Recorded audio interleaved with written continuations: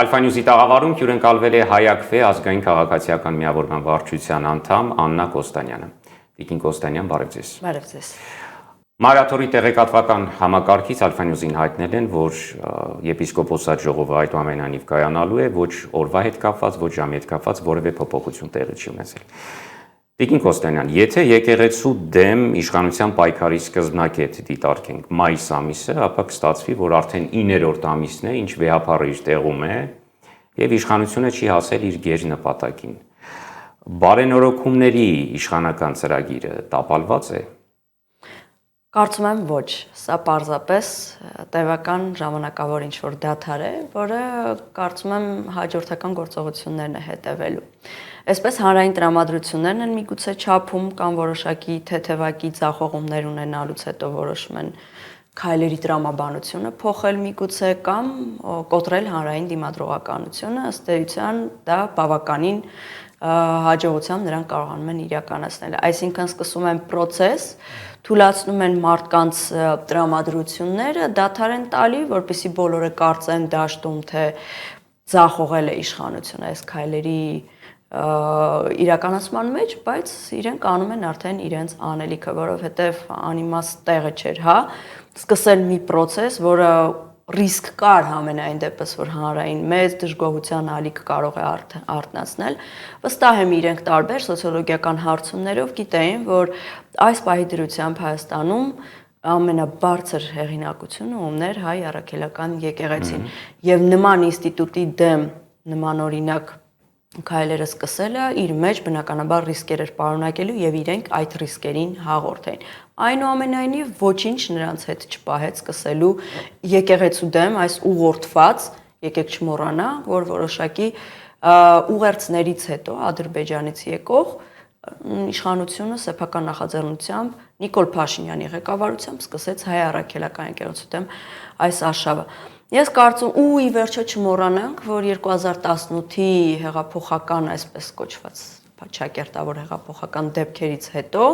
սկսել էր նմանօրինակ շարժում, որը աջակցություն ուներ այդ ժամանակ եւս վարչապետի եւ նրա իշխանական թիմի կողմից։ Բացի այդ, տարբեր իշխանական падգամավորներ, տարբեր կալիբրի քաղաքական գործիչներ շարունակում են այդ դիսկուրսը։ Սա արդեն իսկ ազդակ է, որ նրանք հետ չեն կանգնել իրենց քայլերից։ Իշխանության վերցրած այս դադարը, եթե պայմանականորեն սա դադար համարենք, արդյոք ի օգուտ եկեղեցու չի աշխատելու, քանի որ կոնսոլիդացիան եկեղեցու շուրջ եւ եկեղեցու ներսում կարող է ավելի ամրանալ։ Իհարկե կարող է, չի բացառվում, մենք տեսանք մի քանի շաբաթ առաջ ընդամենը այսպես ֆլեշ մոբային տրամաբանությամբ տարբեր հոգևորականներ, ովքեր սկսեցին սոցիալական ցանցերում գրել, որ միանում են վեհապարին իրենց աջակցությունը հայտնելով եւ կարծում եմ սա էր առաջին այն զսպող, հա, ուժը, որպեսզի իշխանությունը այսպես մարտավարական հետքայլ կատարի։ Սա նահանջ է, կարծում եմ ժամանակավոր, որպեսզի իրենց ուժերը գնահատեն եւ տեսնեն էլ ինչպես կարող են հոգեվորականների իրենց կողմը քաշել։ Տեսնեն, թե արդեն տեսել են, ուղղակի չեն գնում գործողությունների, արդեն պլանը կա։ Կարծում եմ տեսել են, իրենց աչքի տակ վստահաբար կունենան ինչ-որ մարդկանց, այլ հարցը նրանք հաջողության կհասնեն այդ հոգեվորականներին իրենց կողմ քաշելու, թե ոչ։ Գիտեք, միտքը հետեւյալն է, հա, հայ առաքելական եկեղեցին ի տարբերություն օրինակ Հայաստանի Հանրապետության 30-ամյա անկախ պետության ինստիտուտի հազարամյակների ինստիտուցիոնալ հիշողություն ունի։ Իրենք այսինքն իշխանությունը ամենաառաջին սխալ հաշվարկը, որ արել է, հենց այստեղ է, հաշվի չի առել, որ այդ պատմական հիշողությունը անհնար կլինի փոխել, վերափոխել կամ ջնջել, որովհետև ի վերջո այդ ինստիտուտի ներսում մի ամբողջ պատմություն է պարփակված, որը հանդիսացել է տարբեր ժամանակաշրջաններում Հայաստանի պահպանման հենքը։ Ինչպես ստացվեց, որ քրիստոնեական արժեքների ջատագով Թրամփի վարչակազմի գլխավոր ներկայացուցիչը, առնվազն եթե ոչ գլխավոր ներկայացուցիչներից մեկը, առանցքային դեմքը Ջեյ Վենսը ժամանեց Հայաստանի Հանրապետություն, բայց չայցելեց ամենայն հայոց կաթողիկոսին։ Փաշինյանը փորձում է պարտադրել իր օրակարգը նաև արտասահմանից եկողներին։ Չեմ կարծում Փաշինյանը այնքան ունակ է, որ կարողանա իր օրակարգը պարտադրել, այլ կարող է, չգիտեմ, արարողակարգային տեսանկյունից փոխնախագահի պլաններում չի եղել այցելելու։ Եվ ի վերջո եկեք չմոռանանք, որ JD Vance-ի այցը այսպես պարզապես աջակցություն հայտնող քայլ էր։ Չեմ կարծում, թե մեծ խանդավառություն է ունեցել փոխնախագահը Հայաստան կամ տարածաշրջան այցելելու, պարզապես քանի որ Թրամփի ուղին, թրիփը իրենց համար հերթական խաղաքարտն է աշխարհում ցույց տալու, որ իրենք խաղաղության ջատագովներ են, այլ որպես աջակից քայլեր ամրապնդելու աշխարհի առջև իրենց այդ մոտիվացիոն քայլերը։ Եվ ի վերջո եկեղեցի այցելության մասին ինչպես կարող ենք խոսել, այդ մարդը բարձրացավ կարճատև այց կատարեց Ծիծեռնակաբերդի բարձրունք, այնտեղ հետևեց իր X-ի բլոգում որոշակի հայտարարություններ, հետո ջնջվեցին այդ հայտարարությունները եւ մեկնաբանվեցին, թե նախատեսված չէր եւ աշխատել։ Պարզ է, չէ, որ չէր կարող մի ամբողջ ամերիկյան գերտերության ուրեմն գերտերության նման երկրի փոխնախագահի էջում պատահական չէր կարող հայտնվել մի գրառում, հետո այդպես ջնջվել եւ մեկնաբանեն, որ ներողություն սխալմունք էր։ Կա կարծիք, որ Հայաստանի իշխանություններն են խնդրել Իվենսին հանել այդ գրառումը։ Գիտեք, մյուս կողմից նաեւ չմոռանանք Վենսի ուրեմն եւ երբ նա արդեն պիտի ինքնաթիռ նստեր հեռանար, կարճատև հարցազրույց տվեց եւ շեշտեց, որ իշխանության խնդրանքով է բարձացել Ծիծեռնակաբերդ։ Ես չեմ կարող հասկանալ դրամաբանությունը, կա կարծիք, այդ կարծիքը ձևավորված է իշխանության կողմից դաշտ ներդված լուրերի հիման վրա, այնուհանդերձ անշնորհակալ գործ է մեկնաբանել կամ ենթադրություններ անել, ինչու բարձրացավ եւ ինչու հետո ջնջեց։ Սա կարծում եմ առաջին հերթին անլուրջ մոտեցում է Հայաստանի հանդեպ, արդյոք սա հասկանում է գործող իշխանությունը, վստահ չեմ, իրենց համար կարևոր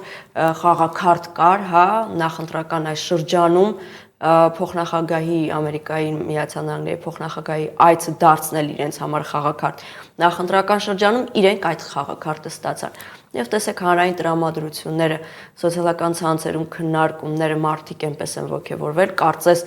չգիտեմ, իրավական այնպիսի մի փաստաթուղթ է կնքվել, որտեղ անվտանգային երաշխիքներ են տրված Ամերիկայի Միացյալ Նահանգների կողմից։ Ընդհանրապես սա պարզապես օգոստոսի 8-ի կնքված փաստաթղթի, որը հայտարարություններ եւ չունի իրավական հենք չի տալիս որևէ երաշխիք Հայաստանի Հանրապետության համար, դրա կոնտեքստում ինչ որ քայլեր, որը գուցե ապագայում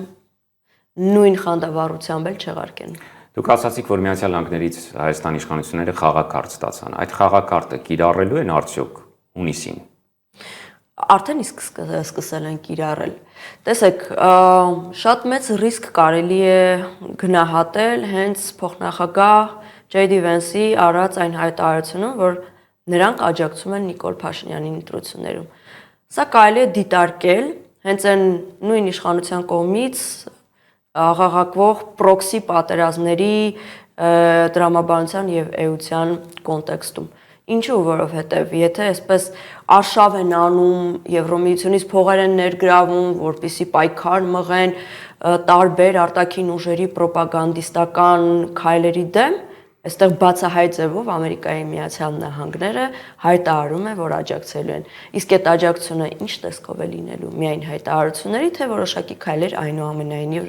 նախաձեռնելու են աջակցություն ցուցաբերելու, գուցե դիտորդական ուժերի միջոցով, գուցե ուրեմն զանգվածային լրատվամիջոցների քարոզչական նյութերի միջոցով, գուցե սոցհարցումների միջոցով։ Այս բոլորը հարցեր են, որոնք չունեն պատասխաններ, եւ մենք կարող ենք միայն առաջնորդվել ենթադրություններով։ Ակնհայտ է, որ սա միջամտություն է Հայաստանի Հանրապետության ներքին գործերին։ 4 ամիս անց Հայաստանի Հանրապետությունում համապետական ընտրություններ են եւ այդ ընտրությունները իրականացվելու են մի իշխանության օրոք, որի ժամանակ անգամ գրանցվեց անգլերենի միասնական թեստի միասնական քննության տապալման դեպք։ Պարզվեց, որ քվեաթերթիկների մի մասը տպագրական խոտաններով է։ Նորմալ է, որ տոտալ թվայնացման ձգտող կառավարությունում թեստերը տպվում են թղթի վրա։ Իհարկե նորմալ չէ, իրենք հայտարարել էին իրենց մեգա առաջադեմ, այդպես տեխնոլոգիական բումեր բերող իշխանություն, բայց այսօր, ասենք հազարավորներով թղթեր են տպում, հետո դրանք խոտանում, պարզվում է ինչ-որ փոքր սխալների համար։ Այդ տեսակ սխալները արդեն իսկ անթույլատրելի են, բայց գիտեք, զարմանալի չէ։ Այս մարդիկ պետության կառավարման հարցում մեծ տապալումներ են թույլ տվել, Արցախից սկսած վերջացրած Հայաստանի Հանրապետության ինքնիշխան տարածքներով։ Եկեք նորից հիշեցնենք մեր քաղաքացիներին, որ Հայաստանի Հանրապետության տարածքում գտնվում են ադրբեջանական ուժեր։ Սա արդեն իսկ հիմնավոր պատճառ է, որպեսզի այս իշխանությանը Հայաստանի Հանրապետության քաղաքացին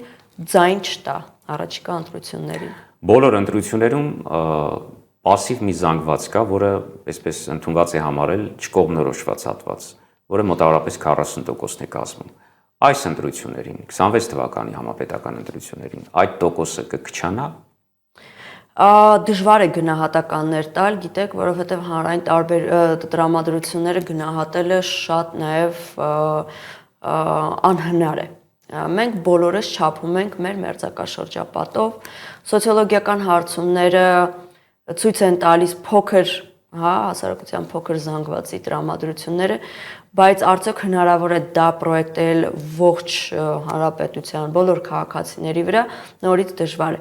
Ակնհայտ է, որ կա ապատիկ վիճակ, հուսալքություն, հիասթափություն,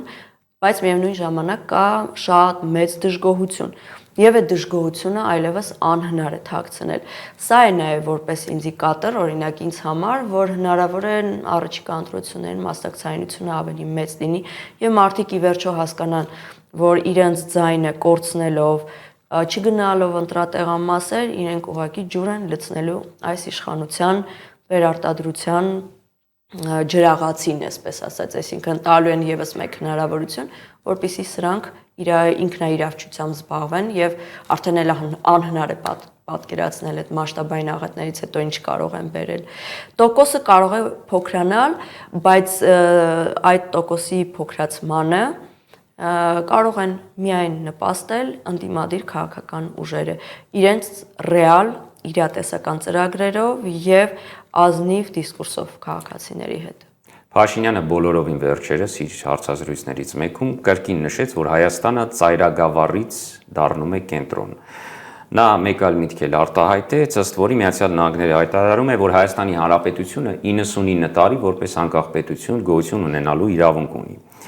Այստեղ Փաշինյանը նկատի ուներ այն, Տիկին Կոստյանյան, որ TRIP նախագիծը 99 տարով է կնքվելու Հայաստանի Հանրապետության հետ։ Ինքնիշխանությունը սա էր եւ ինչպես ստացվեց, որ Հայաստանի Հանրապետության վավերականության ժամկետը որպես պետություն համընկավ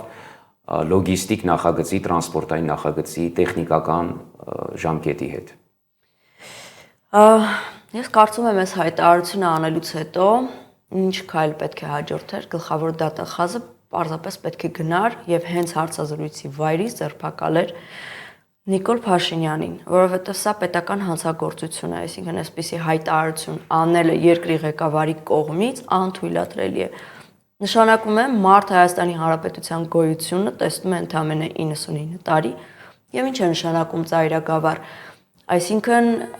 Նիկոլ Փաշինյանը ծնվել է ծայրագավառում եւ ծայրագավառում ծնված լինելով դարձել է Խորհրդային Հայաստանում։ Իհարկե, Խորհրդային Հայաստանում է ծնվել։ Այս հայտարարությունները անթույլատրելի են պարզապես։ Սրանք որակավորումներ են, որոնք նսեմացնում են Հայաստանի Հանրապետության դերակատարությունը, անկախության 30 տարիները, այսինքն 30 տարիների ընթացքում ուզում է ասել, որ Հայաստանը չի կայացել, իհարկե այդպես չէ։ Խորհրդային կարգերի տապալումից հետո Հայաստանը անցել է 30-ամյա բարդ, դժվար այնպիսի մի ճանապարհ, որը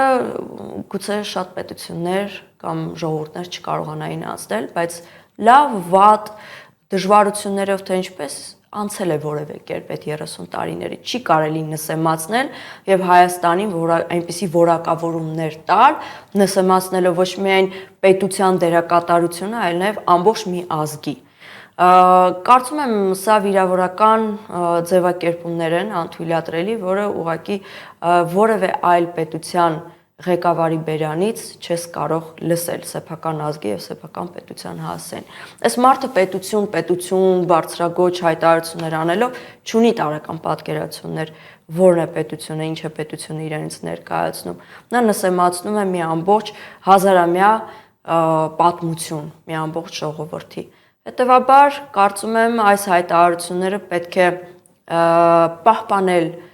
գրառումների այն գրքույկում, որտեղ Նիկոլ Փաշինյանը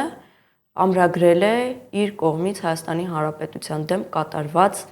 անթույլատրելի եւ հակապետական քայլերը եւ ապագայում անպայման պիտի կրի պատասխանատվություն։ Մենք այս քայլերից կամ հայտարարությունից կարող ենք մի եզրահանգման գալ, որ Հայաստանի Հանրապետությունը ինքնիշխան է միայն Ռուսաստանի Դաշնությունից,